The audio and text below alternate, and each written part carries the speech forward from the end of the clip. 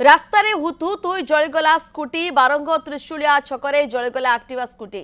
ରାସ୍ତା କଡ଼ରେ ଠିଆ ହୋଇଥିବା ବେଳେ ହଠାତ୍ ସ୍କୁଟିରୁ ଧୂଆଁ ବାହାରିଥିଲା। ଏହା ଦେଖି ଚାଳକ ଭୟରେ ଗାଡ଼ି ଛାଡ଼ି ଦୌଡ଼ି ପଳାଇଥିବା ବେଳେ ହଠାତ୍ ସ୍କୁଟିରେ ନିଆଁ ଲାଗିଯାଇଥିଲା। ସ୍ଥାନୀୟ ଲୋକ ପାଣି ପକାଇ ଲିଭାଇବାକୁ ଚେଷ୍ଟା କରିଥିଲେ ବି ସ୍କୁଟିଟି ଜଳିପୋଡ଼ି ପାଉଁଶ ହୋଇଯାଇଛି। ଆପଣ ଚିତ୍ର ମଧ୍ୟ ଦେଖୁଛନ୍ତି ନ୍ୟୁଜ୍ 7 ରେ ଏକ୍ସକ୍ଲୁସିଭ ଦୃଶ୍ୟ କିଭଳି ସମ୍ପୂର୍ଣ୍ଣ ଭାବେ ଏହି ସ୍କୁଟିଟି ଜଳି ଯାଇଛି।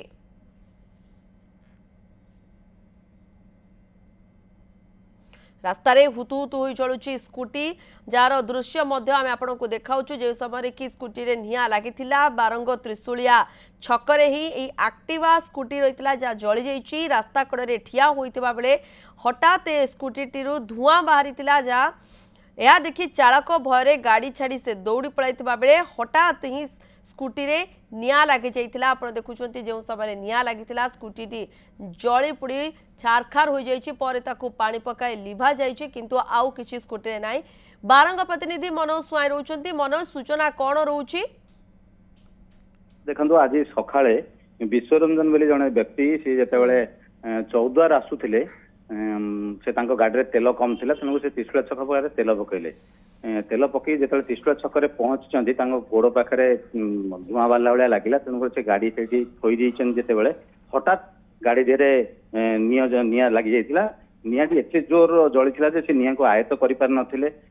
जेतेबेले निआं जली लोक मैंने प्राय समस्ते आजिकल देखते जमती कि बैटेरी गाड़ी जलिया बेले समस्ते अनुमान करते तेणुक बहुत लोक भी आसी गदाई देखा बेलू से पेट्रोल गाड़ी जलिला। जदि आम कह पेट्रोल गाड़ी जलिबार मुख्य कारण ता टिके समय पूर्व सी गाड़ी दे तेल फुल करते तेणुक जो गाड़ी दे तेल थिला बोधे सर्ट सर्किट जो गाड़ी दे निआं लगी जाइतिला।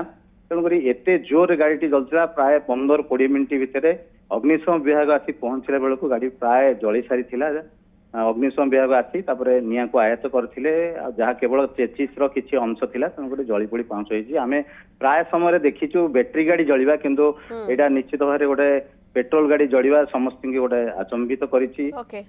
लोकंग मन भितर गोटे आछि जे कोन पई को उद्देश्य रे जलिछि तो निश्चित भाବରେ किछि शॉर्ट सर्किट जो जलि थाइ कारण जहा कि संदेह करा जाउछि। धन्यवाद आपनकर समस्त सूचना पाई। बारंग प्रतिनिधि मनोज स्वाई रहितले अधिक सूचना दउथले।